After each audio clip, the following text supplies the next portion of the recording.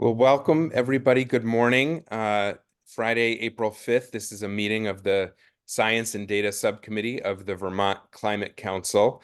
Really glad to see all of you. And this is our first meeting with two new members of the subcommittee, Breck Bowden and Madison Shropshire. We'll ask them to introduce themselves and then invite other members of the subcommittee to do introductions as well. In just a minute. For those who are new or joining for the first time, I should introduce myself. My name is Jared Duvall. I serve as co-chair of this subcommittee with Colin Smythe from the Agency of Natural Resources. And so to kick us off, we were just going to do a brief overview of the agenda. And then we'll go into the welcome and the main substance of the agenda. So really, we're doing a welcome and introductions. We're going to review this subcommittee guidance document that was drafted and has gone through multiple drafts with the steering committee of the council, the full council. But the main bulk of this meeting will be a presentation from Eastern Research Group on the energy sector life cycle assessment project, and then questions and discussions about that. And then we'll do a preview of our next meeting. Before we go to introductions, let's consider these meeting minutes from our last meeting on October, is that right? October 25th? It has, yes, and those are linked in the agenda. Did notice a couple of typos, but have flagged those. Is there anything else that anybody wants to raise about the minutes?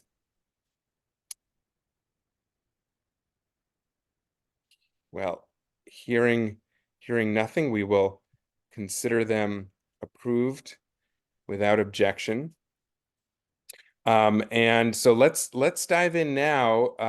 And so the council, in advance of working to backward from the deadline of delivering a revised climate action plan by July of next year of 2025, prioritized identifying any openings on subcommittees and doing a process to solicit interest and identify folks with interest, experience, expertise who would be able to help round out and contribute to subcommittees. And we're really lucky that both Breck Bowden and Madison Shropshire were nominated and were recommended by Colin and I, and then unanimously approved by the steering committee of the council to join our subcommittee.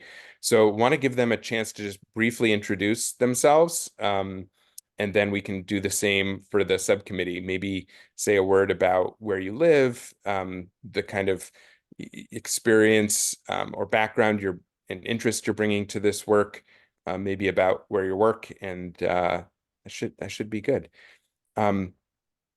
Madison, do you mind leading us off? Sure. Hi, everyone. Good to see you. Madison Shropshire. I'm the energy planner at the Addison County Regional Planning Commission. I use she, her pronouns. I live in Heinsberg. So really glad to be here. Happy to add more details as we go. Thanks, Madison. And Breck. Yeah, Breck Bowden, he, him pronouns, live here in Burlington, Vermont. Do you want more background now, Jared, or later? Sure. Yeah, like a few sentences. I retired at the end of 2022 from the University of Vermont, the Rubenstein School of Environment and Natural Resources, where I was a professor of watershed science and planning and associate dean for research and faculty development. I directed the NOAA-funded Sea Grant program and USGS-funded Water Resources Research Center at UVM. My personal research interests are in watershed science, hydrology, chemistry, ecology of landscapes, and the intersection between science and policy. So I think that that's something that I bring to this committee. Been engaged for many years with the Lake Champlain Basin Program, a member and chair of their technical advisory committee. I was a member of the steering committee there, member and chair of the Federal Partners Program there, and I recently accepted a position on the Citizens Advisory Committee there. And I volunteer with my wife, working on volunteering for initiatives with AARP Vermont on helping people in Vermont communities to age comfortably and with dignity. Wonderful. Thank you so much, Breck, for that introduction. And maybe just so you know who else is on the subcommittee, we can do a quick go around of those introductions. Maybe I'll just call on people based on where I see you on my screen. Claire, would you mind introducing yourself? Sure. Hi, everyone. Claire McElveny. I use she, her pronouns. I'm the Data and Equity Policy Manager at the Department of Public Service. I kind of focus at the department in 3 core areas of work. One is helping with a project to modernize the department's data infrastructure. I also do a lot of our work centering environmental justice and energy equity in our policies and programs. I also provide staff support to the Just Transition Subcommittee of the Climate Council. And then I work a lot with the regional planning commissions on enhanced energy planning. So, welcome to the new folks. Ken, how about over to you? Sure, I'm Ken Jones, and Breck, I think you and I worked together several years ago when I did a project with the National Decentralized Water Resources Capacity Development Project. We did, Ken, but I recall. Yeah, I've deviated a little bit from that path. I worked for the state after that. I have also retired, but my focus the last many years has been on climate issues with a particular emphasis on the economic impacts thereof. So anyway, glad to see you again. Good to see you, Ken. And I should have also welcomed David Grass from the Department of Health. I don't really think of you as a new member, David, because I know you have joined these meetings in the past, and we've been lucky to have you doing that. But there has been a formal shift in the representation from the Department of Health from Jared Ulmer to you. So welcome to you as well, and please go ahead and introduce yourself. Thanks, Jared, for the welcome. Yeah, so there was a swap. Jared Ulmer has been a member of Science and Data for a while, and in an effort to sort of streamline his efforts, because he's been pulling double duty on rural resilience and adaptation, where I was state support staff, we decided that he would take over rural resilience and adaptation, and I would come to Science and Data.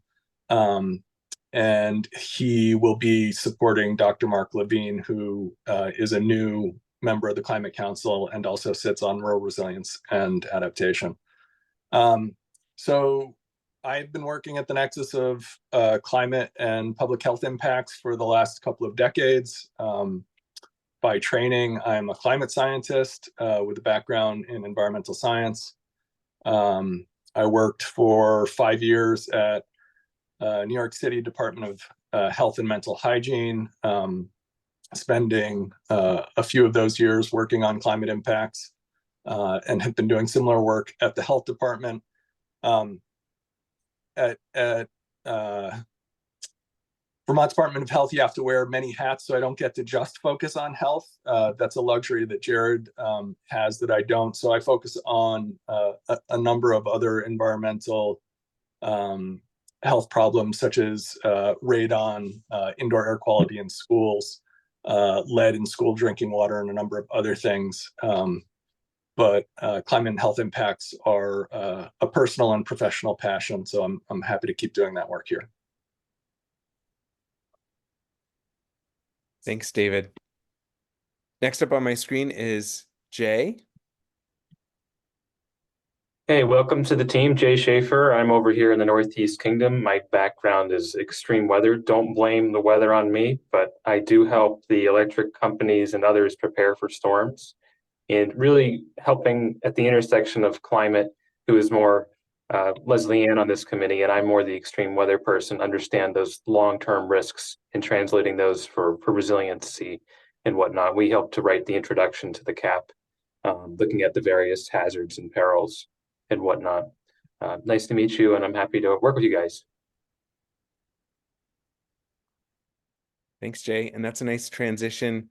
I think everybody else is off camera, but just in case they're available, Leslie Ann, if you are free for an introduction, that would be great. Good morning, everybody, and welcome to all of our new members. And nice to see so many familiar faces, both returning as well as joining our subcommittee. Leslie Ann Dupini-Giroux, I'm a faculty member in the Department of Geography and Geosciences in the College of Arts and Sciences at the University of Vermont. I'm a hydroclimatologist by training, and a lot of my work sits at the intersection of climate and climate change across multiple timescales and working across sectors, including health, agriculture, wetlands, and natural hazards.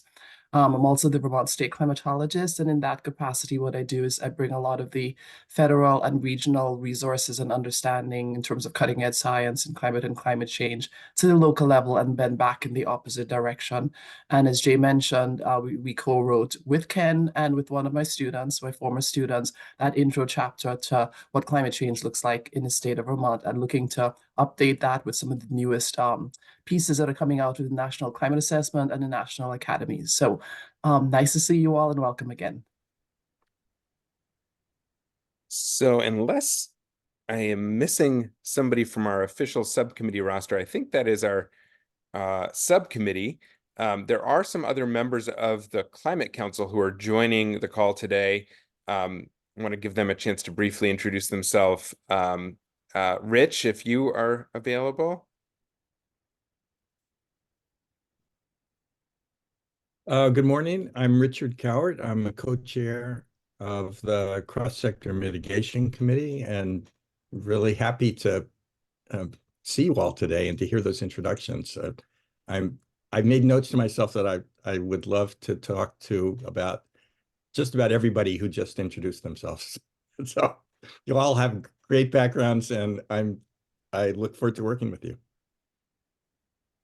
Thanks, Rich. And your co-chair, Melissa. Hey, good morning all. Melissa Bailey. I co-chair the Cross-Sector Mitigation Subcommittee with Rich, and I serve as the Director of the State Energy Office at the Department of Public Service. Thanks, Melissa. Andrea? Hi, everyone. I'm Andrea Wright. I'm the Environmental Policy Manager at VTrans and co-chairing the Rural Resilience and Adaptation Subcommittee. Welcome. Thanks, Andrea. Megan?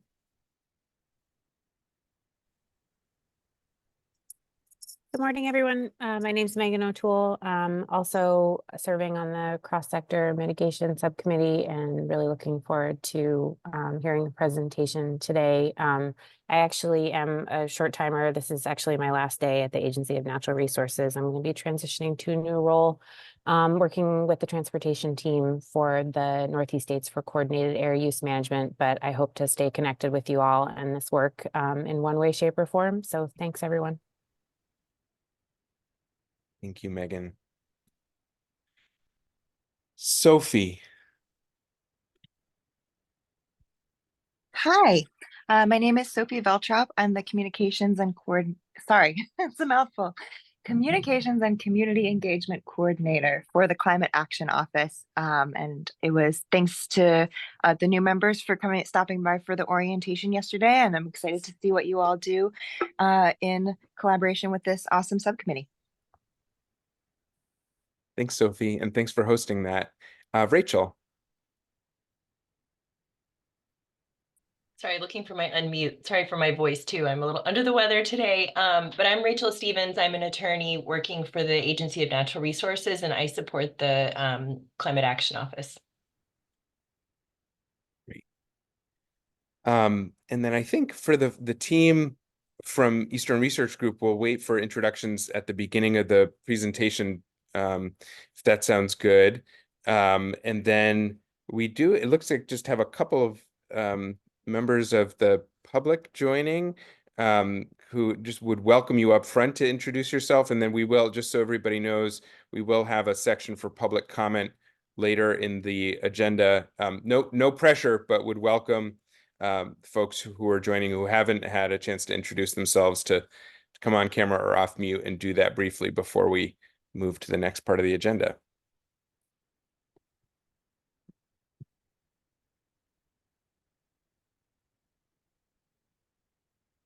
And yes,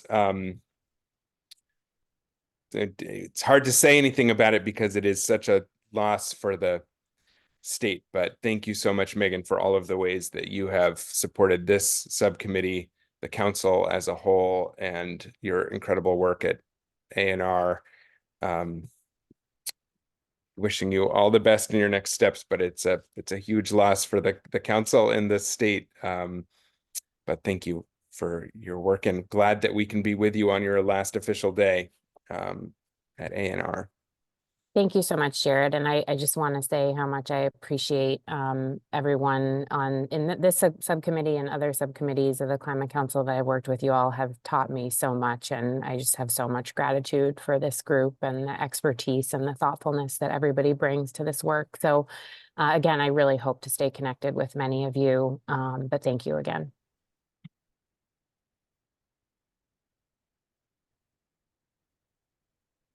So hearing or seeing no other introductions, I think we can move on to the subcommittee guidance document, which I will paste in the chat. And I think what I want to suggest is that we all just take, I don't know if everyone has had a chance to read it. So let's just take a few minutes to scan through that. And then once folks have had a chance to do it, we can discuss any questions or feedback.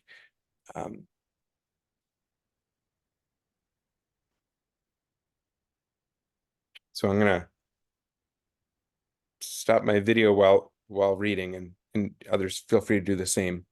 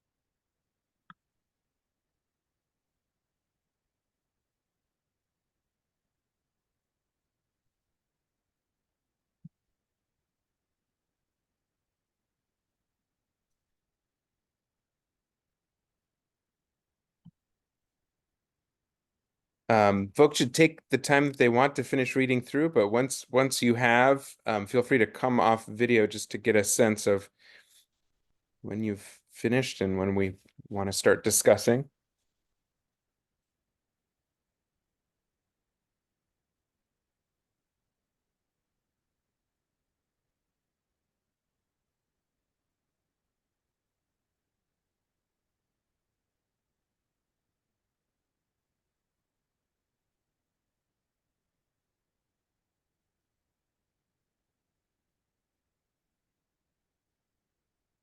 Okay, it's looking like most of the people who were on video before are back on video. Would it be helpful, maybe we can just go through it chronologically and see if there's any questions or feedback that folks want to share. I'm happy to share my screen just so we can all be looking at the same thing at the same time. Go ahead and do that. Oops, nope. The share menu changed and I did not mean to turn on whiteboard. Hang on.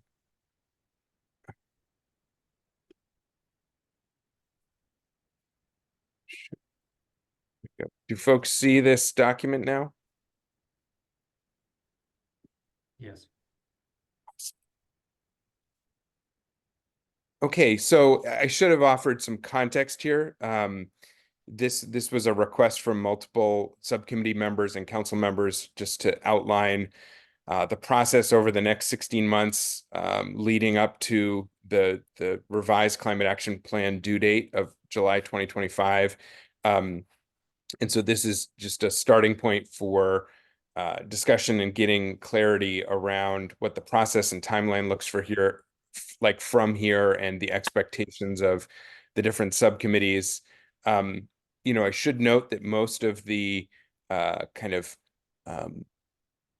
content of the plan in terms of the major recommendations have historically and are envisioned to come primarily from the cross-sector mitigation subcommittee, from the agriculture and ecosystems and the rural resilience subcommittee, and the just transition and science and data subcommittees have often been described as working in service of the other subcommittees in the council as a whole. Certainly, there are some recommendations that come forward from our committee in terms of analysis that should underpin or inform the plan. But there is a slightly different role that has been in the past and is envisioned going forward. So let's just start at the beginning and see if anybody has any feedback or questions that would be worth discussion.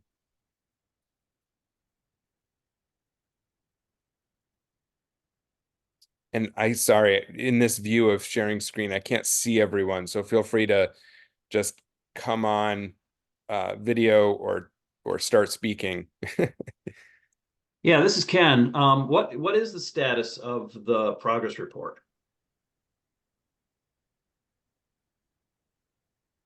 Great question. Is somebody from the Climate Action Office able to speak to that? Yes, I can hop in. We are working on getting more information from staff. You'll remember that about a third of the actions were labeled as more information needed. So that work entails reaching out to the staff who know that information, and some clarification and communication around that. So that is in progress. And I have a goal for myself of being able to get you all something by next Friday. And is there any relationship to the monitoring and assessment framework? So the monitoring and assessing progress tool, which I think you're referring to, is not developed yet. So I don't think we know that yet. Well, I'm going to weigh in that, in terms of progress, that is such a critical piece. And I know it's been under discussion for a long time, but I just really want to put an emphasis. That is such a foundational element to understanding progress. So I really encourage you to accelerate that. Thank you. Ken, can I just ask, you're talking about the measuring and assessing progress tool? Yes. Yeah. So it obviously has been long in coming. We are in the process of kind of, Jane has put the contract together and it is being reviewed right now. So we have selected a firm to do that work, but we're kind of in the contracting process. So it is moving forward. As many of these contracts go, it's been a process, but we're getting there. Thanks, Ken, Sophie, and Colin. This next section after the overview is the expected level of effort and outputs and the expected process steps for the subcommittees. So let me scroll down from to the Science and Data Subcommittee, which is right there. And anything about the process, specific subcommittee charges or level of effort? Jared, if I may. Yes, please. I had a more overarching comment, Great. and it sort of speaks to, well, two things. By having the subcommittee sort of parsed out in a tier system, it sort of perpetuates that dynamic that we had for the last few years, where 3 committees are called out and 2 committees are sort of in support of. And the 2 committees that are in support of are really overarching committees that help to drive a lot of the things. So if you think about just transitions, everything that we do should be in moving us towards not perpetuating harm. And if we think about science and data, we have to be doing everything with the most current and the best science possible. And so I just wanted to kind of flag that, because when we started to talk about this particular document in the last few meetings, not this meeting, but in the council meetings, I sort of raised that element of a 2-tiered system, the way it's sort of framed and phrased. Yeah. And it also sort of puts to the side that cross-cutting piece that we tried to do last time, that I think we should be making a more conscious effort this time to look at the crosscuts of looking at the entire subcommittee structure as a whole and how all of those can better fit together. And part of why I'm saying that is I think we were rushed a little bit towards the end there with getting the what is climate change, what are we doing piece set up so that everything can sort of fit under there. And it would be nice if we could reverse that this time around. So I'm just putting a pin in that in terms of this sort of stuff, right? And trying to make it a little bit more like that, and trying to have the sequence flow a little bit better so that we make things a little bit less time intensive this time around.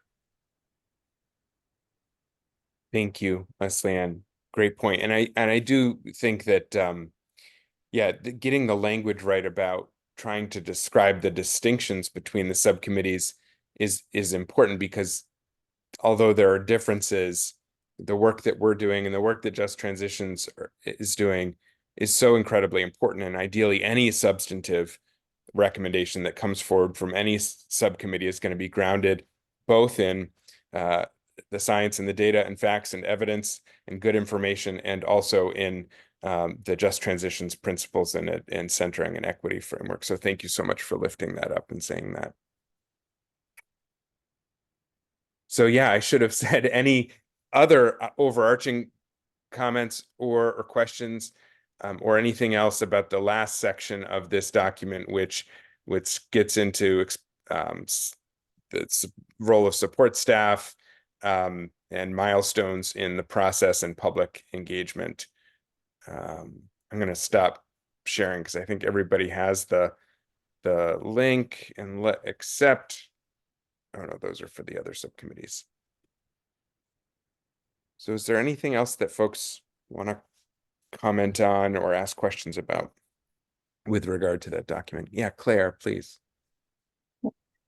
Yeah, I think my question was also a little bit higher level around like the work planning aspect of it. I know that one of the primary roles of science and data is to support technical studies, and I wasn't sure if there's like an I know there's an expected like continued update of the LEAP model, but if there's other like specific bodies of work the subcommittee is expected to be contributing to, and if there is a work plan that's being drafted, because I know it wasn't on our agenda for today, but just kind of trying to understand a little more concretely on exactly the scope of our work. Thanks so much, Claire. Yeah, and so much of that work plan is kind of going at the it flows from the timelines that have already been established for a lot of the contracted work. And I think that Colin or someone else from the Climate Action Office could give a good overview of research and studies in progress and ones that are planned, and the kind of rough. It would be great, I think, for all of us to have that kind of timeline of what is already in process and where does it stand, when will we see drafts or final reports, have chances to review them. And for things that are just going through the RFP or the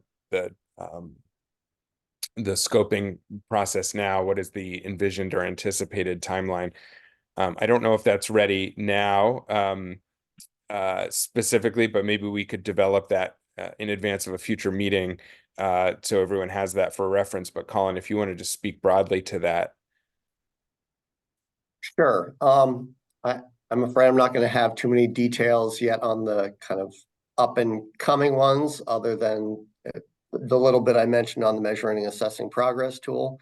But I guess I can say that the life cycle energy sector assessment is obviously getting close to wrapping up, as you're going to see the kind of presentation today. And the agricultural study just wrapped up. We haven't received the final documents from that yet, but we're expecting them either today or early next week. Those are really the only two that I can speak to. In terms of the kind of up and coming work, I know there are some kind of on the horizon, but to my knowledge, they have not kind of been finalized in terms of what specific analysis will be done yet. We're definitely having some kind of capacity constraints in terms of managing those. I know we are trying to get a contract set with SEI, or we may have to put it out. I'm not sure actually if it's necessarily with SEI, but to do kind of updates as we need them to the LEAP modeling, as Claire was mentioning. So I think all the other specific kind of questions out there on the specific analyses have yet to be determined, for sure anyway. I think there's a list of kind of potential ones, like additional ag study, updating the carbon budget, I think were two. But yeah, as Jared mentioned, I could put together a list kind of for another meeting and see if there's more information on those, but that's about what I know right now. Yeah, in my mind, two of the ones that are coming, right now we're about to hear from the report on the energy life cycle analysis, and then there's been an agricultural emissions study that's many folks on this subcommittee attended that presentation last week. The other two major topics coming up will be the topic of our next subcommittee meeting, reviewing the social cost of carbon, or the social cost of greenhouse gases. There was a provisional recommendation made by the subcommittee and adopted by the council back in 2020. That research has really advanced, and we will be hearing from the lead author of the EPA's study on the social cost of greenhouse gases as we as a subcommittee and council decide how to update and the appropriate numbers to use and recommend in the climate action plan.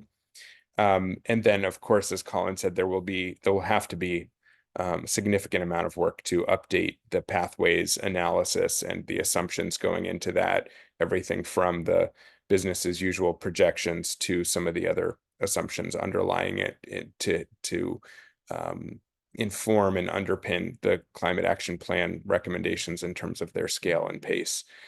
So I think that will be a very significant one. I think the big question is timing at this point.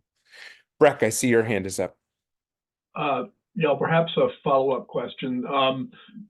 For those of us that are new to the committee, is there someone who could put together kind of a short essential list of documents maybe that we ought to review so that we can be most effective, you know, out of the starting blocks here on the subcommittee?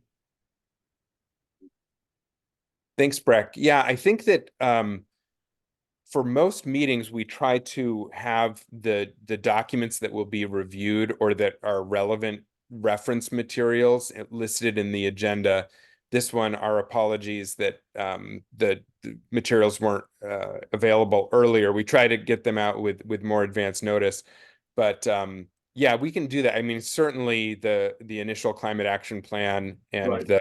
the sections that the Science and Data Subcommittee had a hand in, especially around the pathways analysis for emissions reduction, and social cost of greenhouse gases. There are some others. So great suggestion. And yes, thank you. Great, thank you. All right, Colin, I think it's over to you. All right, and almost on time too with that. All right, well, yes, I guess I'll just do a very brief introduction and let the ERG team kind of take it from there and introduce themselves. But yes, we've been working with them for over a year now on this life cycle energy sector of the energy pathways in Vermont analysis. And yeah, it's been a great project, and it's been a real pleasure working with that team. And I think we've got a good product, and it's complicated stuff. And so I'm sure we will have time for questions and some discussion after their presentation. But I will let them take it away. Great, thank you, Colin. And Ben, can you share your screen there? Yeah, how's that look? You can see it? Yep, looks good. Great.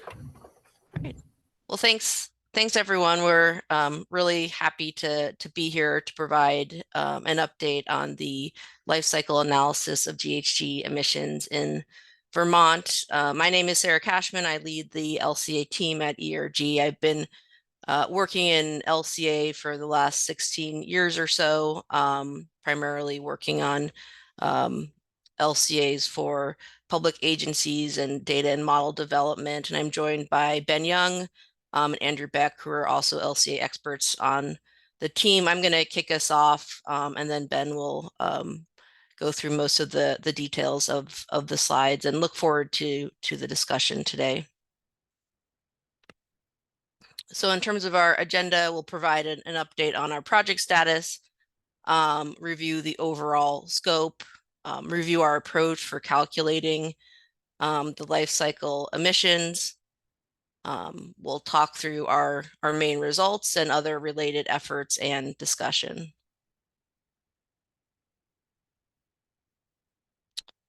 So in terms of our main project goal, we know that Vermont produces an in-state GHG inventory annually, and our effort has been to supplement this inventory to cast essentially a wider net to understand the GHG emissions associated with the use of energy in Vermont that causes emissions that may occur upstream and out of state, and trying to really understand the magnitude of those emissions from the energy sector that are caused by energy consumed in Vermont. So next slide. In terms of our overall project status, we've developed a report. It's gone through one round of revisions, and we have gotten great comments and revisions from different stakeholders. You can see the overall contents of the report, including an introduction and intended use of the study. We go through the different energy pathways, both the data sources we use to model each energy pathway, and methods and different assumptions or parameters applied. In addition to the report, one other thing to mention, we do include all of the results that we'll walk through today in the report and various appendices on related efforts and emission factors for upstream emissions. But in addition to the report, we've also provided a series of workbooks to have full transparency around the calculations and allow for flexible use of the output beyond potentially just this report. So the report includes the upstream emission factors and also the total emission results and associated workbooks that provide the calculations for deriving those emission factors.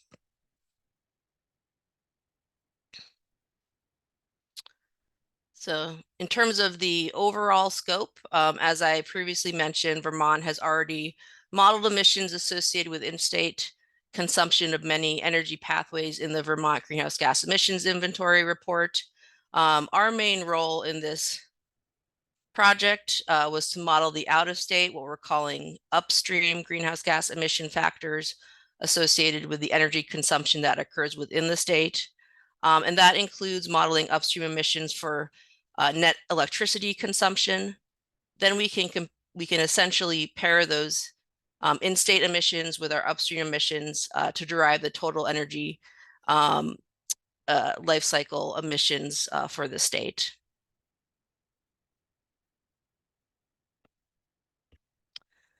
This system boundary just provides essentially a visual representation of the different stages that we include in our analysis.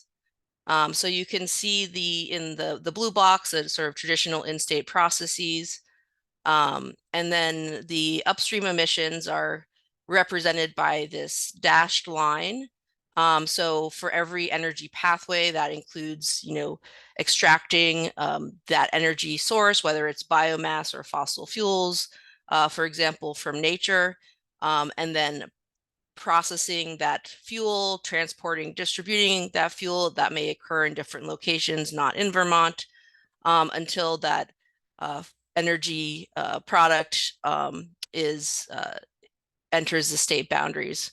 For a life cycle analysis for all stages of the study, and you can see in the green boxes here, we'll include all of the different energy, material, and transport inputs, including emissions to air. Again, this analysis focused primarily on emissions, on greenhouse gas emissions. Right. So we'll move to the next slide and hand it over to Ben. Great, thanks, Sarah. So as we go through some of the more nuances of the methods here, I'll note that we will stop at one point. Before we get to the results, we'll stop and have an opportunity for questions. At least that was the plan, but Colin, if you'd like to change that plan, certainly let me know, but we can stop for any sort of questions on the methods, and then we'll get into some of the results here shortly. That sounds great. Thanks, Ben. Okay.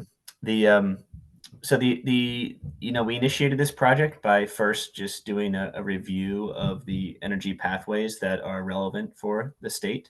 And so that included looking at various data sources, both of emissions that Vermont is already aware of, as well as planning that the state is doing regarding potentially new or emerging fuel sources, as we tried to compile or understand what are the different pathways that we need to explore. And when I speak about energy pathways, what I'm really talking about is both a specific fuel that's being consumed within the state, as well as where that fuel is being consumed, what sector it's being consumed in, because certainly how those fuels are consumed might impact how we model the greenhouse gas emissions from their production and distribution. So we explored things like Vermont's Climate Action Plan, the Comprehensive Energy Plan, the current greenhouse gas emissions inventory, as well as sort of other national data sources like EIA's State Energy Data System.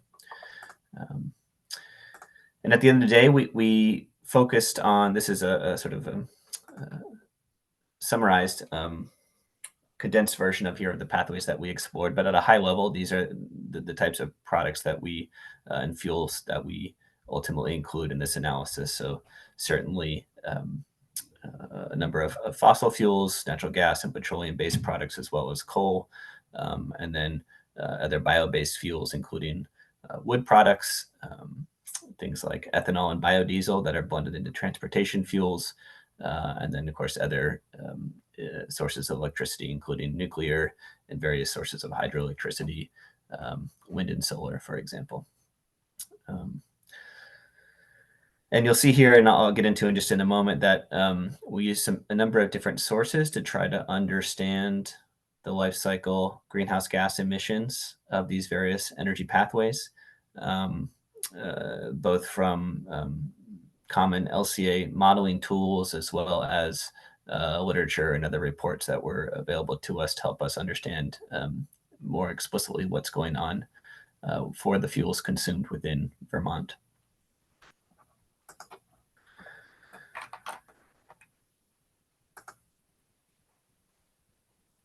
So at the end of the day, what we are working towards, or what we worked towards, our goal here was to develop a set of emission factors, upstream emission factors, where we could understand for various fuels, for various sectors within the state, and based on specific greenhouse gases, what are the emissions that we can associate with those fuels and those sectors.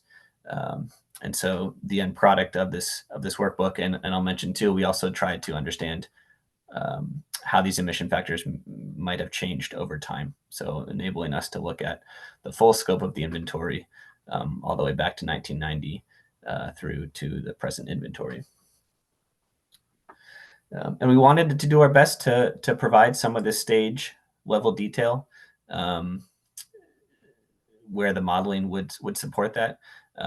We find that it can be useful both in understanding these emissions to know where in the supply chain these emissions are actually occurring, whether they're happening, for example, during fuel extraction or for distribution of those fuels, can provide helpful context. So in the workbook that we provided to Colin and his team, there are versions of these data where we show these emissions by what we call here is stage. And finally, like I mentioned, we also wanted to, facilitate the understanding of which specific greenhouse gases are contributing to the overall greenhouse gas emissions profile. So predominantly, we're talking about here carbon dioxide, methane, and N2O as being the primary greenhouse gas emissions here. And certainly for different fuels, the relevant contribution from methane, for example, can be quite substantial. And that also allows moving forward, analysis or exploration that considers different approaches to how we might characterize the potential climate impacts from those gases, which can vary by gas and sort of by the desired time span that we might be considering. For example, if you're looking at a 20-year time period or a 100-year time period, the factors that we might use to characterize these specific gases can change. So we wanted to maintain that level of resolution.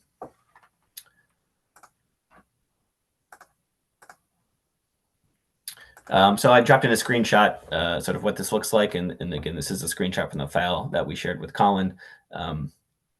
So again, we shared, or we provide the data for various fuels, including the specific sector in which they're consumed for across that time series. I think only showing a few years here, but we go back to 1990 for all of our fuels.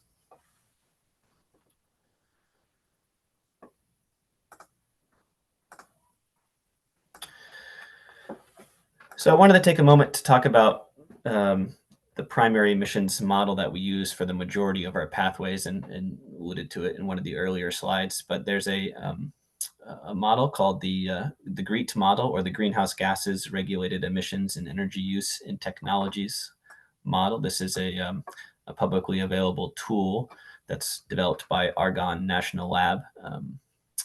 It's used really all over the country and all over the world, in fact, for high quality life cycle data in energy systems, but also more broadly, really throughout a number of different technologies. And so this is a really highly parameterized model, like I said, very commonly used, and it's highly regarded in the LCA community as being comprehensive in covering the types of emissions that we care about for this analysis, as well as it provides time series data, so estimates of emissions as far back as 1990. So as a result, we found that this was, we reviewed a number of different options of potential data sources for these energy pathways. And I think around springtime or summertime last year, in discussions with the state team, we ultimately decided to move forward with using the GREET model as our primary emissions modeling source for the vast majority of our pathways.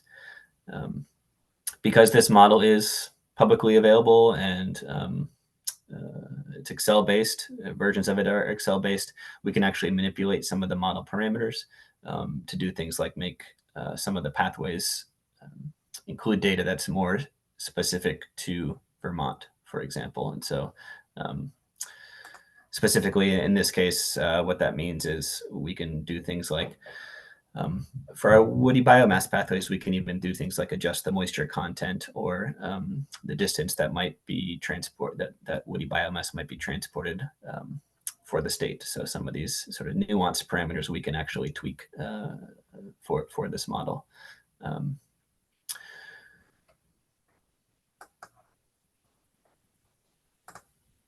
As a quick example of what this looks like for those of you who maybe are a little less familiar with the type of modeling that we do in LCA and life cycle assessment, I've sort of mocked up a brief petroleum fuels example here. So, as you can imagine, in the supply chain for petroleum fuels, whether it's gasoline or diesel or some kind of fuel oil, we want to capture the emissions that occur in all of these stages. So going all the way back to the extraction of the crude from the ground, transporting the energy required to transport that crude to a refinery, the fuel and electricity inputs that take place at the refinery itself, which could be anywhere in the US, as well as the distribution of that end product to Vermont.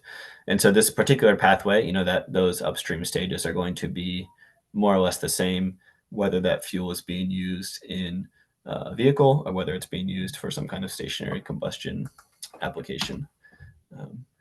And even that picture on the left is a little bit too simplistic because we need to understand not only sort of broadly the impacts from oil extraction, but more specifically over time, how much of that crude is coming from conventional extraction processes versus shale oil or is being imported from other countries. So these kinds of parameters change over time, and we have data, and the GREET model captures many of these nuances in the supply chain so that we can understand how some of these different parameters might change over time and what that means for the emissions profile for any of these specific products.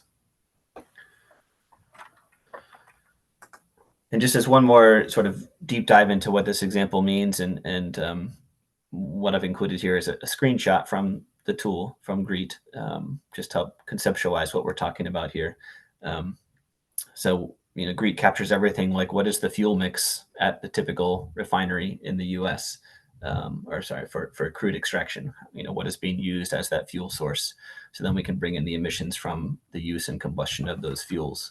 And ultimately, we get to a point where we can capture the individual emissions per unit output at various stages. So what are the CO2 emissions from crude oil recovery in the US for a certain year per unit of crude output? So we take all this data, we use these models and ultimately compile sort of a stage level emission factor that we can then use to try to model what the upstream emissions are, as Sarah described, for all these different energy pathways in the US. I'm sorry, in the US, but for Vermont. But ultimately, that gets us to an emission factor that reflects the upstream emissions for any given fuel or energy pathway that we are exploring. But then we need to take that emission factor and we need to sort of align it with the data and the activity data that we have in Vermont's greenhouse gas emission inventory, the one that gets published every year or so. So what we did next is we wanted to, because our goal here was to do an inventory scale assessment, we wanted to align with the activity data that was being used within Vermont's inventory. So we were able to, with Colin's team, extract essentially what are the estimates of fuel consumption by sector for each of these fuels, because that serves as the basis that we can then multiply our upstream emission factor to sort of understand the comprehensive total life cycle emissions for each of these pathways. So again, this is just a screenshot from the workbook that we put together, sort of again transparent, trying to be transparent in the data that we use and the assumptions that we make.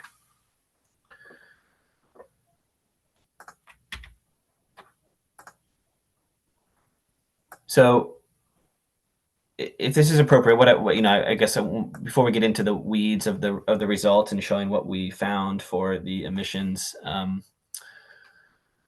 for different sectors, you know, we can stop here before we get to the results, or I can keep going. I will say I did not share the details of how we model each of the specific energy pathways. We didn't want to necessarily get into all those details today, but we do have some slides that we can point to if that comes up in discussion for some of the specific fuels. And as Colin alluded to, the draft report is available near final that has a lot of those details as well.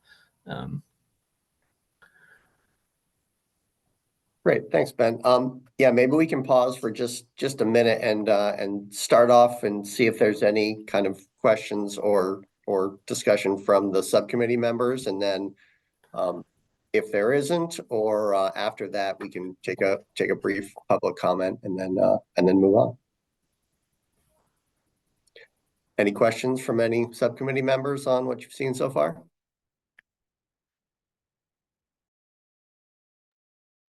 Colin, if it's okay, I might just provide a little bit of background context as well. Sure. I don't remember the exact dates. Maybe you or the team from ERG will, but I just wanted to make sure that the full subcommittee knew that there was a subgroup of folks who had expressed interest in reviewing the draft from ERG and have met and have already provided comments and feedback, which has been incorporated into this final draft that we're seeing now. And that included Colin, myself, Richard Hopkins, I believe Ken Jones. There may be others who I'm missing, but just want to thank those subcommittee members for doing that. And also just note that if you're not hearing questions from those folks, it's because we've already had the chance to review. And so really want to prioritize questions and comments from others who haven't, who didn't see the first draft and are now just seeing this final draft. I'll just, Adam Jacobs was another one who's not on the subcommittee, but was from the Public Service Department, who has had some review of this as well. Maybe, how about Breck? Can you start us off with questions? I think Richard had his hand up before I did. All right, I was going to go with you first since you're an actual science and data member. Okay. Sorry, Richard, but you'll get in very soon after. Okay, it's just a quick question about the pathways, a general question. So, in those pathways, is it the direct production of the greenhouse gases, or, for example, thinking about barging, the construction of the barge, there is a cost in it. Does that get included in the analysis, or just the use of it? Yeah, that's a good question, and certainly there's always modeling decisions that need to be made about where do we draw sort of the cutoff criteria here. I'll jump back real quick to the system boundary slide. So in general, something like the infrastructure or the construction of the barge, as you mentioned, typically is not included in these analyses. And the reason for that is because when you normalize those emissions over the entire, amount of fuel that barge may transport over the course of its life, it's an inconsequential quantity relative to the other sources of emissions. That's typically what we sort of what we try to assess in the field more broadly, is where can we draw these lines. So yes, so the there are cases where there are some options within the modeling tool that we use, GREET, where you can choose whether or not you want to, for example, include the infrastructure related to like the power plant itself, for example. That would then be incorporated into any electricity emissions that go into the supply chain of any of these fuels would be included. I don't actually remember off the top of my head whether we included that parameter or not, because again, it tends to not be consequential in the final emission factor. Does that answer your question? Yeah, it does. And I understand the rationale for it. It's interesting though, because that means that at a higher level than Vermont, a whole very substantial component of greenhouse gas emissions isn't accounted for. So the production of all of that infrastructure produces a lot of greenhouse gases. And so where does that get accounted for? And maybe that's not our responsibility, but it's an interesting thought. It is a good point, and it is right, depending on the scope of any particular LCA analysis, there are other tools that do a better job of sort of capturing those emissions in a comprehensive way so that we're not missing anything. But for this sort of analysis where we are focusing on the upstream emissions for a specific energy pathway, we tend to draw some cutoffs where we find that those are not sort of negligible contributions in this per unit of fuel. I understand the pragmatic rationale. Yeah. Great, and I guess I'll just tack onto that a little bit, in that I feel like it's also possible, and ERG team can correct me, but that those emissions from kind of producing that barge, if you will, would be captured in another state's kind of in-boundary inventory, even if not a life cycle, our life cycle analysis, depending on obviously where the barge was produced and if they have an inventory. But yeah, there's a lot of interrelated pieces, I feel like. But yeah, it's a good point, Breck. Thanks. Yeah, and good point, Colin, because right, just to be clear, what we're talking about today, yes, if every state took this approach, and we were to sum, all the emissions that we're talking about here, of course, right, we would end up with more emissions than are actually occurring, right? Because we're taking Vermont's emissions and we're adding emissions that occur outside of Vermont for the purpose of creating these fuels, which are occurring predominantly in other states, and would likely be captured within their inventories. So that's sort of a good point of clarification there. Great, thanks, Ben. Rich, you want to jump in here? Yeah, thanks. And thanks. I'm not a member of the subcommittee. I appreciate being able to listen to this presentation. I've just got a question about the emission factors, upstream emission factors over time for certain key fuels. I noticed that in the chart you presented, like this one, the coal number, let's just say, should I understand that to be a life cycle emission factor per unit of coal, or has this been is this a total for consumption of coal in Vermont? In other words, has the life cycle rate of emissions for the use of coal gone down and or up? And this is leading to the following question. Are there particular sectors where it would be useful for us to be aware of the fact that life cycle upstream emission rates for certain kinds of pathways are dramatically different from what they used to be because they're either lower or higher than they used to be per unit, not in total? Sure. Yeah. Thanks for that question, and I'll answer it, and then you can let me know if I missed any of the nuances of that question. It's a good question. So first off, yes, to be clear, what this screenshot is showing and what our workbook focuses on is only the upstream emissions. So the upstream emission factor. So essentially the production of the fuel or the generation of the energy source. And so this would not be a life cycle factor because it would not include the combustion of the coal at the power plant or in the industrial facility, or the combustion of the natural gas in the industrial facility.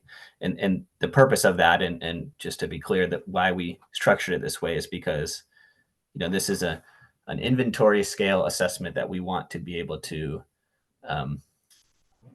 append and supply in addition to the inventory that the state already produces. So those combustion emissions from or for the generation of the electricity, those are already accounted for in the annual inventory that Vermont puts out. And so, right. So in this chart, it's per unit, but you showed another chart that seemed to where the rates seem to be changing a lot more than this. These look pretty steady. Sure. And right. Was that because it was total? So yeah, so then I was just describing that the second stage is to take those emission factors and multiply by the activity data, or the total quantity of fuel consumption by different pathways. So certainly over time, as we'll see this as we get into some of the results, certainly the fuels used for electricity consumption in the state have changed drastically since 1990. And so we need to account, when we're looking at total upstream emissions, we're accounting for both any changes in the emission factor itself, how the production of that energy source has changed over time, as well as the total quantity of the energy that's being consumed. So we'll sort of see how this plays out in the results here shortly. Thank you. I guess maybe just following up on that question that Rich just had, are there, and you may not know this off the top of your head, and you could look at it in the workbook, but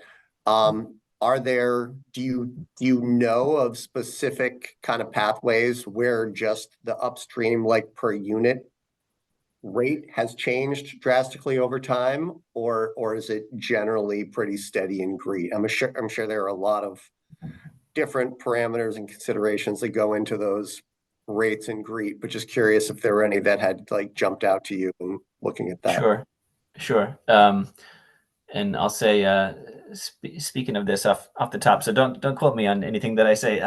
But for example, the natural gas supply chain has changed quite a bit in the last 30 years. So we've seen changes in that emission factor over time as shale gas, in the early 2000s sort of become a more common source of natural gas. So that emission factor has fluctuated. Things like petroleum fuels haven't changed quite so much. That's a pretty mature industry. I believe early estimates, much earlier estimates for ethanol in the certainly in the 1990s, it wasn't a major contributor to motor gasoline, but early production of ethanol tended to be more energy intensive than it is today. So that emission factor has changed quite a bit since 1990. So those are a few that come to mind, but yes, other examples. I also want to say that the upstream emissions associated with nuclear energy, I think, have also come down quite a bit due to increased efficiencies in uranium processing in the last few decades. So yeah, those are a few that come to mind. Yeah, I just wanted to add that we certainly do see those emission factor changes over time, and the GREEP model provides time series data as well. The results are, potentially more influenced by the changes in the actual activity data. So it's a combination of those factors, as Ben mentioned. Yeah. Gotcha. And there's more uncertainty if we go back in time. The 1990 data is more challenging to estimate. So just wanted to raise that source of uncertainty. Yeah, definitely appreciate that. Well, thank you. Any other questions from subcommittee or other subcommittee members? All right, seeing none. Anyone from the public care to make a comment at this point? Steve, go ahead.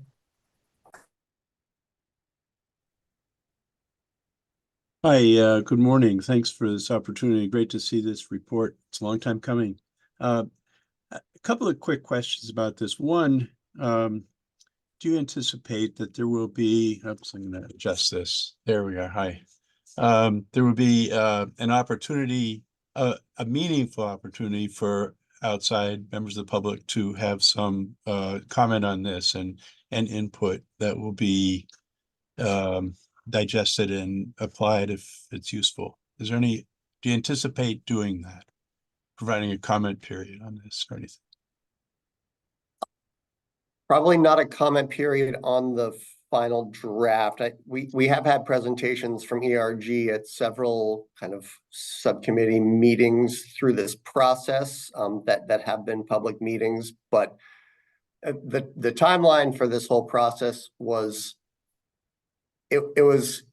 turned out to be kind of an interesting and maybe segmented is the right word process.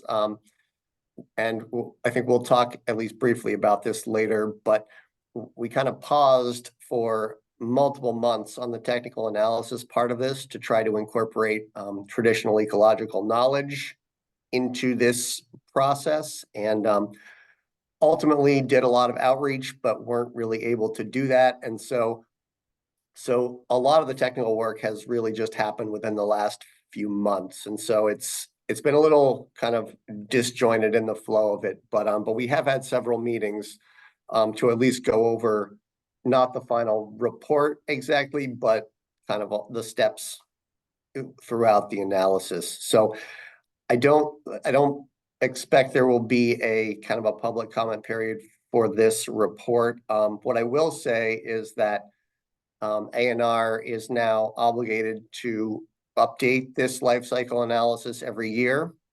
And so we will be kind of adding new data into this framework is the plan. And so there will be opportunity going forward to kind of provide input for any changes we might want to make or thoughts on that. Well, I guess thank you for that. It's not exactly the satisfactory answer I was looking for. I hope that this is a huge step you're taking, and it seems like having some, aside from the scattered opportunities you've had, some meaningful input from the public on when you have everything in front of you. I think that's unless you're at that stage, it isn't really all that. You're missing a really important step. So I hope you'll reconsider that and make that an opportunity. Well, the second question relates to that somewhat, and that is, Hey, Steve, if it's okay, yes, sorry to interrupt. I just wanted to offer a clarification that might be helpful, and Colin, correct me if I get this wrong, but I just want to offer that my understanding is that because of the kind of contract and how it's written with ERG, their kind of scope of work and timeline is coming to an end. And so there's likely not opportunity for them to revise the report based on further feedback. However, there will be the opportunity in terms of, and I think we would welcome, I certainly would, public comment on all of the materials are going to be transparently provided, the workbooks in terms of how it is applied and how it is updated going forward. So I just want to make that distinction about kind of what part of the process is ending. And it sounds like from what I've heard, there won't be an opportunity to substantially or at all. I don't know. I would defer to Colin and ERG on that because of the contract timeline and parameters. But in terms of how this is applied and updated, that is certainly not a settled question, as I understand it. Is that accurate, Colin? Is that helpful, Steve? Well, I think the important thing to me is as it, by the time it gets applied somewhere that and sort of really finalized, then it seems like that's when it's really important. So that may be helpful. I guess we'll just have to see going forward. But the second question I have is about how it gets applied and how it doesn't get applied. Like, where is this going to be useful? Where is it?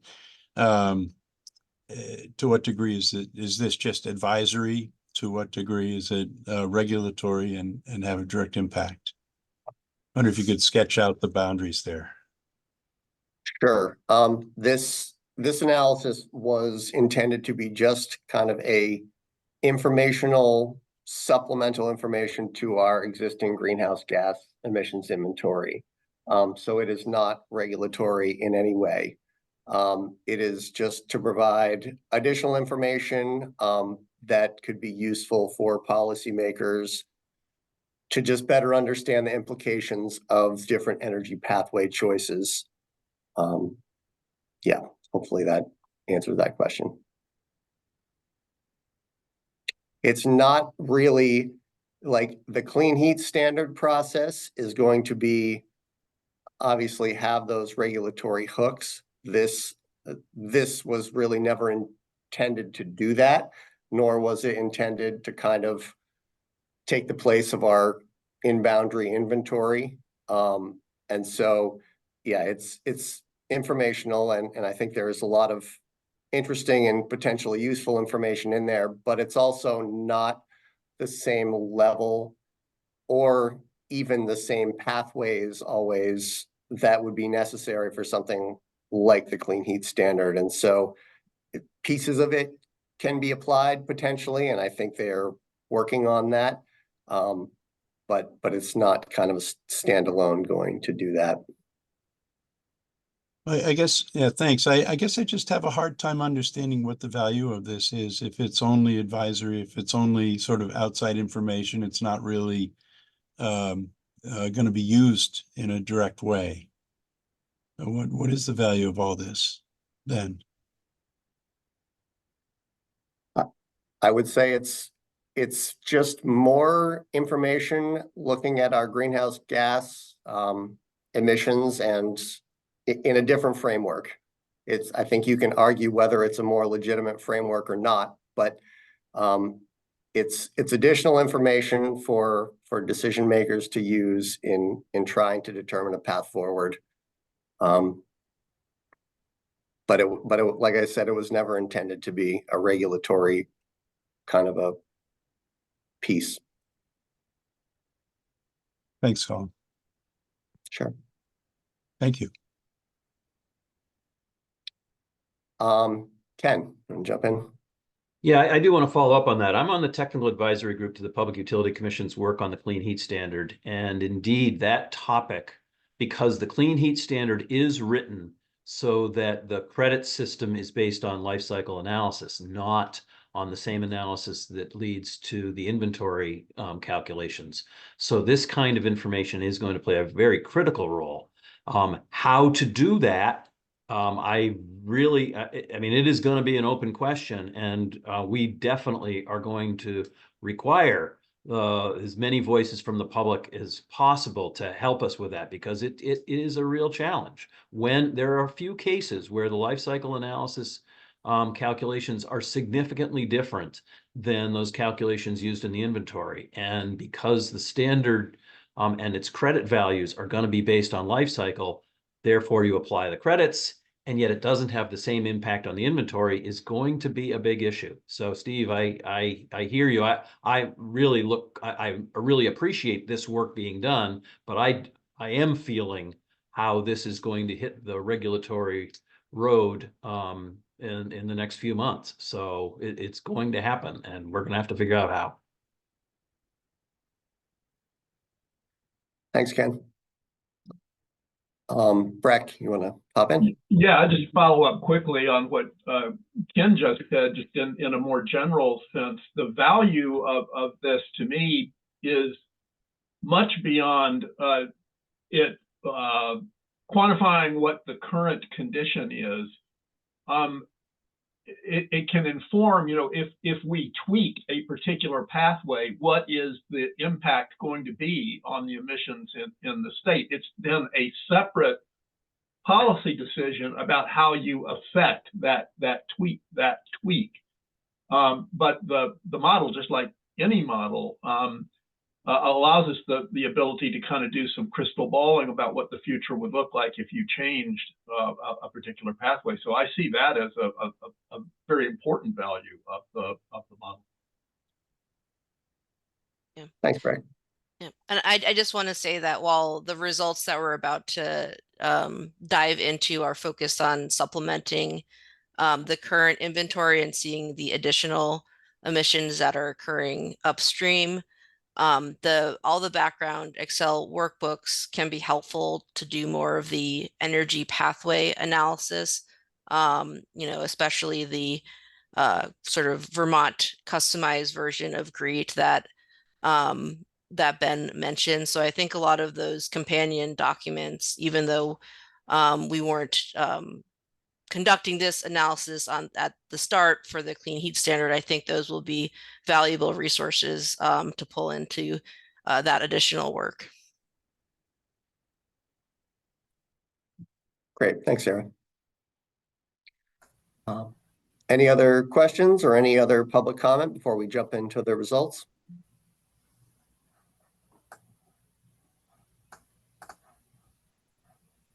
All right, seeing none. Yeah, ERG team, can you take it away again, please? Great.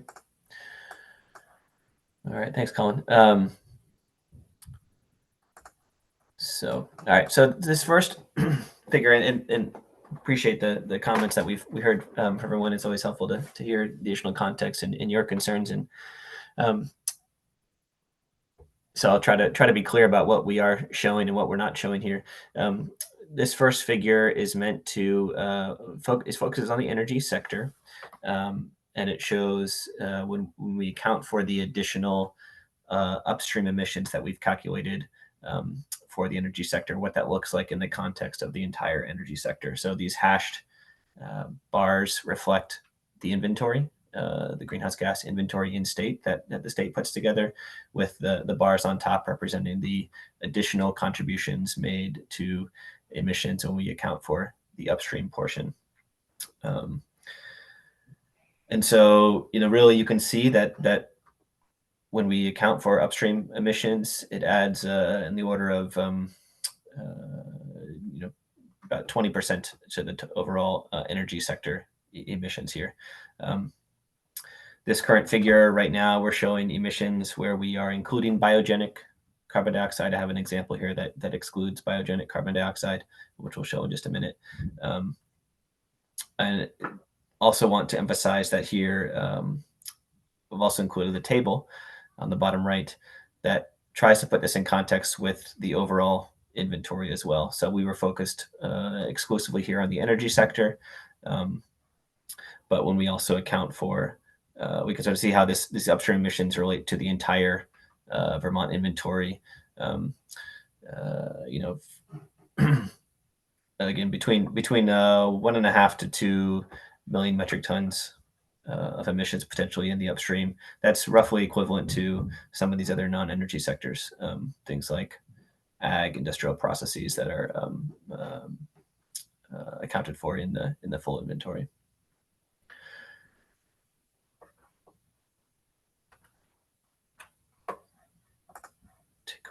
And I do want to make one other point here, just to clarify on the figure, so it doesn't get lost. The inventory for Vermont, we use the term in-state here, just for sort of a simplistic accounting of what is included in the inventory versus what we are adding with the upstream portion. But just want to be clear that when it comes to electricity, of course, the Vermont inventory is not limited to what the emissions that are occurring inside the state, but rather the emissions that result from consumption of electricity within the state. Just wanted to point out that clarification. So I just jumped to the next slide, and looks very similar here. But we also wanted to understand how did the upstream emissions relate when we exclude the impact from biogenic CO2 within our inventory. So this is the what we can see is that the within the upstream emissions, the choice to include or exclude biogenic emissions is not that consequential for overall upstream emissions. It is certainly consequential for the inventory, and that is because a good chunk of emissions from the state are coming from wood combustion in the electricity sector, as well as in residential, commercial, and industrial sectors, as well as biogenic emissions that occur in the transportation sector from ethanol. So that there are biogenic emissions, some quantities of biogenic emissions that occur in the upstream emission factors, but those sort of pale in comparison to the emissions that occur within state at the point of combustion from any of these bio-based fuels, primarily wood and wood products. So depending on your on sort of which perspective you need for any analysis, we provide the ability within the workbooks to include or exclude the impacts from biogenic carbon dioxide.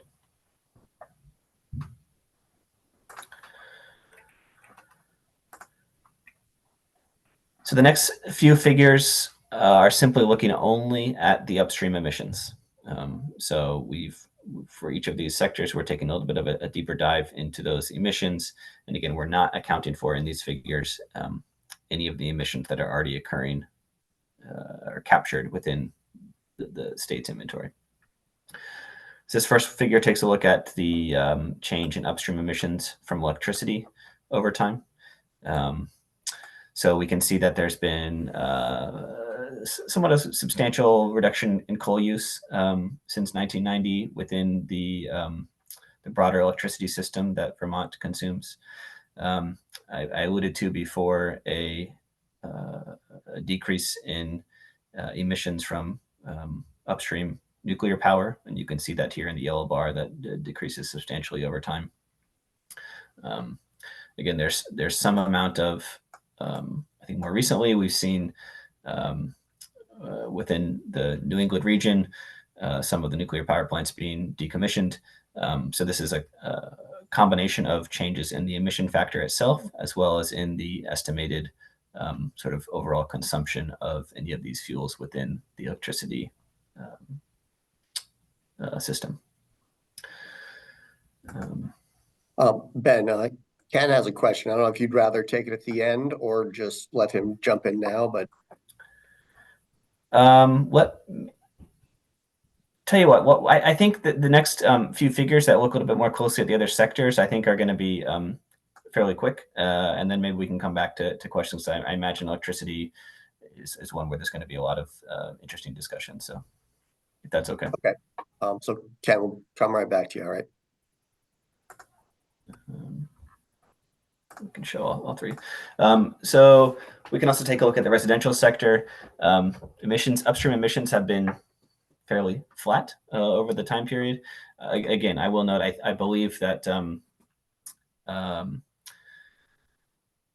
this certainly can mask the changes in fuels, where I think this is especially true in the commercial sector, but this is, accounts for both changes in the emission factor or as well as the activity the amount of fuel that gets consumed over time. So switching between natural gas versus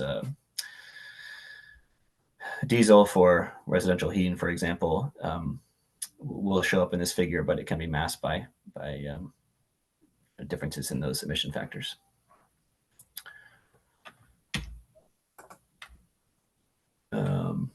In the commercial sector, we've seen an increase in natural gas usage, especially more recently. That's resulted in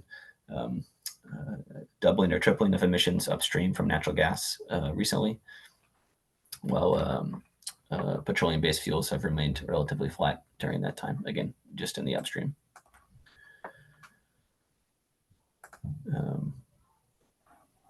And finally, we see actually a fairly similar picture when it comes to industrial fuels, a relatively flat overall picture for upstream emissions from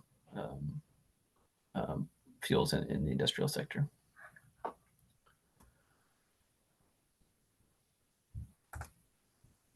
And then finally, in the transportation sector, always interesting to see 2020 data points for transportation, where we see a significant drop in activity data. But otherwise, you can see the beginnings of the impacts from ethanol use started to become more common in the 2000s as the fossil gasoline was replaced with ethanol, and so you can see that start to become more and more prominent in the 2000s. But there's also been an overall. I have to look back at the activity data for sure, but I think there's been an overall reduction in fossil gasoline consumption over the time period.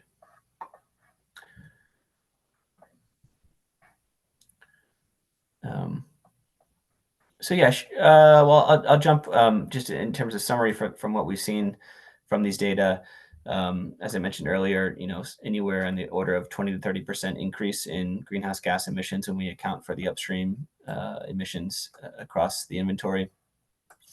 In terms of aggregate impact across these different sectors, certainly the motor gasoline use for transport is really the single largest contributor when it comes to the upstream impacts.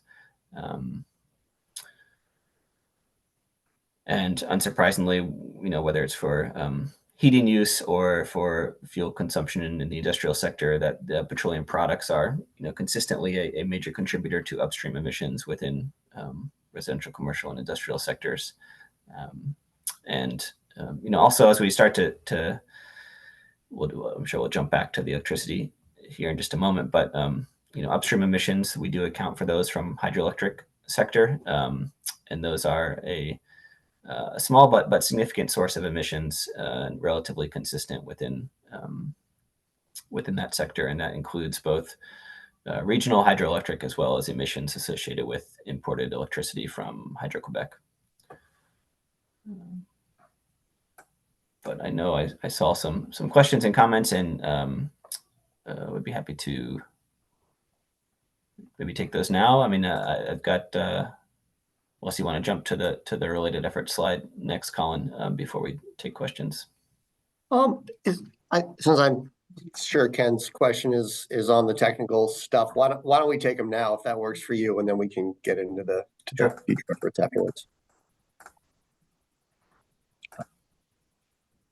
Yeah, my question is about hydro and whether when you do where the emissions factor comes from, when you have an impoundment that's initially created, my understanding is there's a significant amount of methane release. Is that allocated over time, or is it a spike during that initial impoundment period?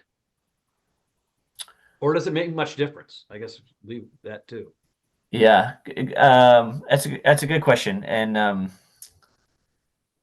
say at the risk of really having a lengthy conversation about LCA and how we account for time in LCA, which itself is a real sort of ongoing challenge. I'll say that the way that it's modeled in this approach, and I think sort of the standard approach for modeling that sort of thing, would be to those kinds of infrastructure related emissions would be allocated over the course of the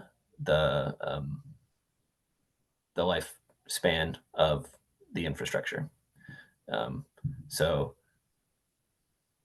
yes, so those would be they would be accounted for in the emissions, but they would be where those would occur within the time series would be where the electricity, when the electricity is consumed, which certainly, as I expect you're alluding to, leads to complications or challenges for the actual climate impacts of that emission, which occurred maybe 30, 40, 50, 60 years ago. Okay, Pat, thank you.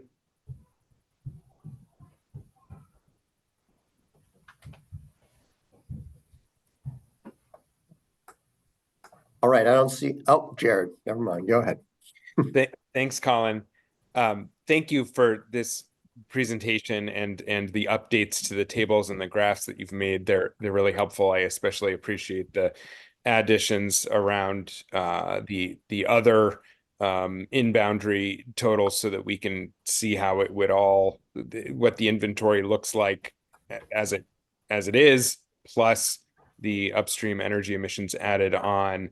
The one thing, this isn't a request because I know it would be complicated, but I'm just, in my mind, what I'm left wondering and wanting is the kind of disaggregation of what change is happening because of changes to the emissions factors and what change is happening because of the activity levels. You can look at a particular energy type and and I'm sure if you go back into the spreadsheets, you can disaggregate that or look at the relative weight of each. But it is interesting to look at these graphs and just with knowledge that we have over time of, say, for instance, electricity portfolio purchases, the coal number, as you had said earlier, Ben, I don't know if you can go to that slide where it shows the changes in so the coal there is in blue. My assumption is that the reduction that we're seeing over time is almost entirely due to a decrease in coal activity because it's almost non-existent in Vermont's portfolio, just a very, very tiny sliver that remains in the ISO New England residual grid mix. But some of these others, the change to the emissions factor is likely playing a bigger role than just the activity level, like you said, Ben, on natural gas, for instance.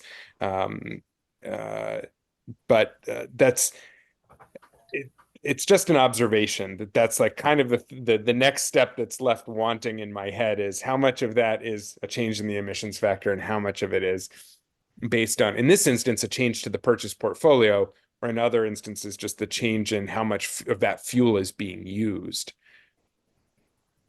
Yeah, a fair point. And I'll say, I think it's probably at first approximation safer to assume in these cases that it's more likely to be driven by activity than by changes in the emission factor, except for, certain cases, as I alluded to before, where we sort of see substantial changes over the time period, nuclear being the prime example on this figure.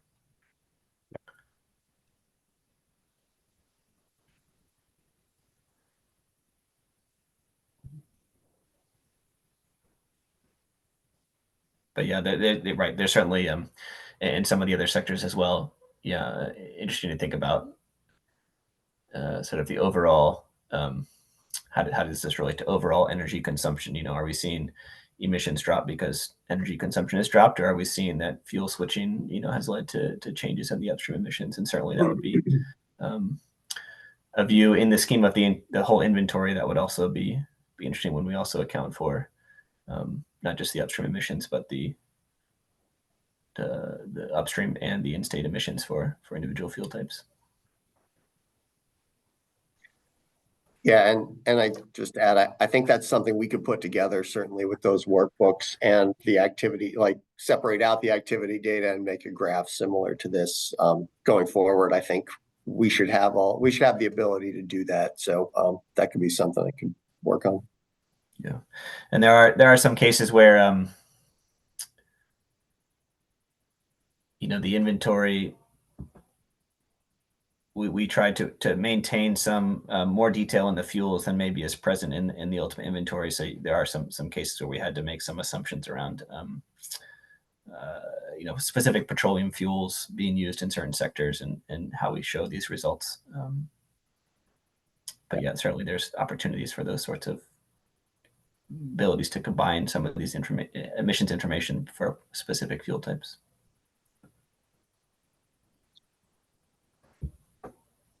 Great. I don't know if we have any other kind of the technical questions now, or if we should move on to kind of the future efforts slide. But... All right, well, not seeing any hands, why don't we move on to the future efforts slide, and then we can circle back at the end if there are additional technical comments then.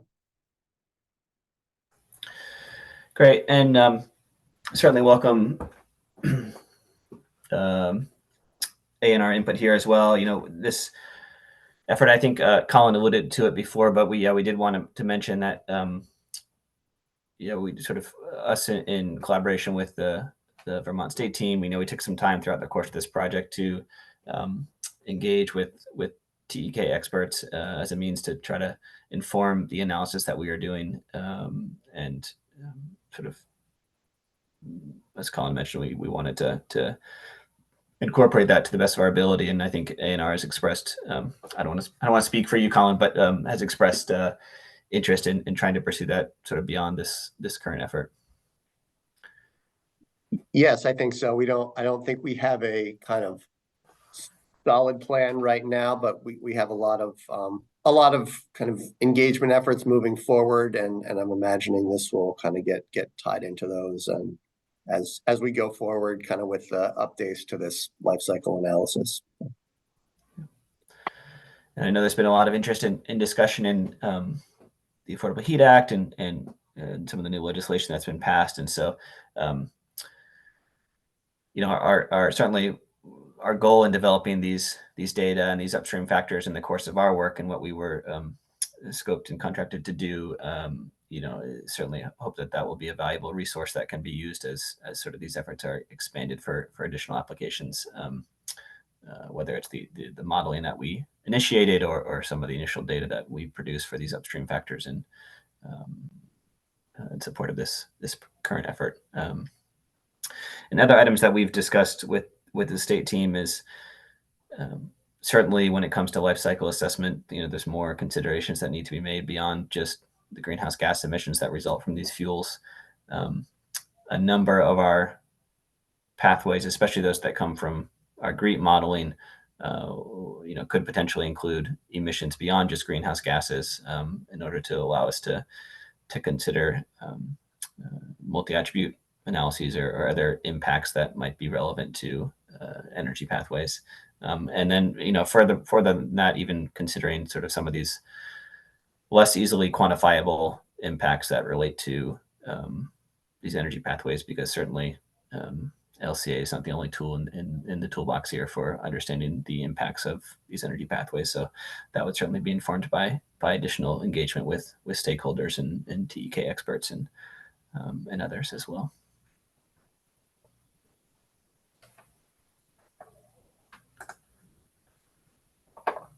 So I believe that's the end of our slide deck here. So happy to take this opportunity for any additional comments or questions or discussion, I believe. Yeah, that's great. Thanks, Ben. Any questions, comments, discussion from any subcommittee members?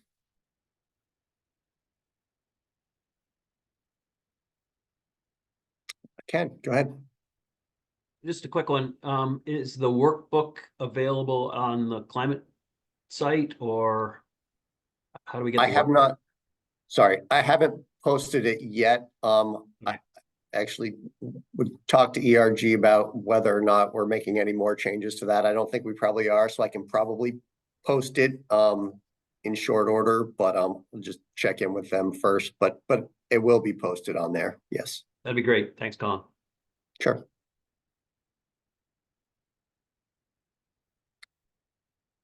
Anyone else?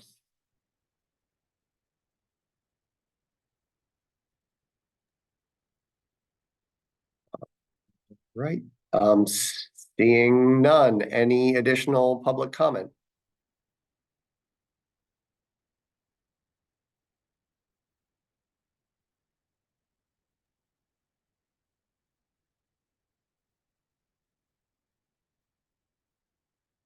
All right, seeing none of that either, I guess I will turn it, well, let me first actually say a big thank you to the ERG team for presenting today and for all the great work on this project. It's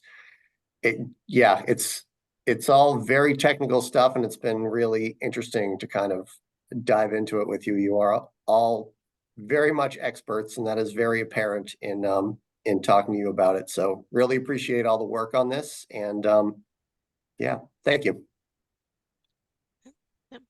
Yeah, Thank you. Thanks for the opportunity, and great to collaborate with you and the rest of the folks who have provided feedback. Really appreciate all the feedback and the opportunity to engage in some of these challenging questions. So.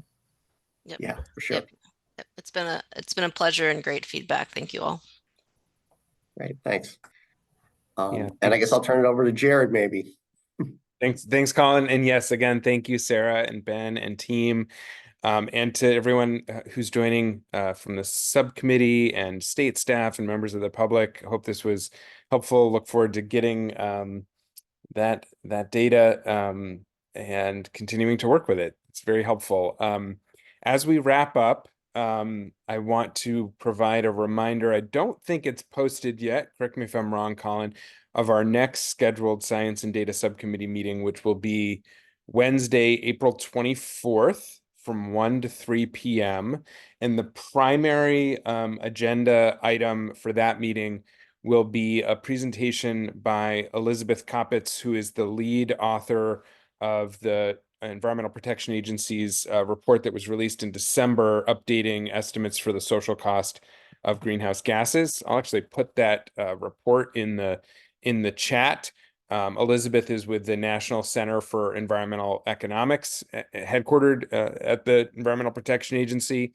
And just so everybody has context and background, when we were compiling the first climate action plan that was due in December of 2020, we needed to select values for the social cost of carbon and social cost of other greenhouse gases, especially methane. And at the time, we relied on research that had come out of Resources for the Future and that was being utilized by the state of New York. Resources for the Future has since updated their analysis. The EPA has done a very comprehensive interagency effort to update their figures. And so as we look ahead to the next revised climate action plan, want to be aware of that latest research into those questions on the social cost of greenhouse gases, so that we can make an informed recommendation to the rest of the council for the update to the social cost of carbon and other greenhouse gases for the next iteration of the climate action plan. So that's some context on that. We will send around an agenda with a link, but for folks who are ready to dive in already, that link is in the chat, but Elizabeth will provide us with a presentation, and we'll look forward to discussion and questions there again. Is there anything else that folks either want to add about today's meeting, or questions or comments as we look ahead? Anything to share before we adjourn?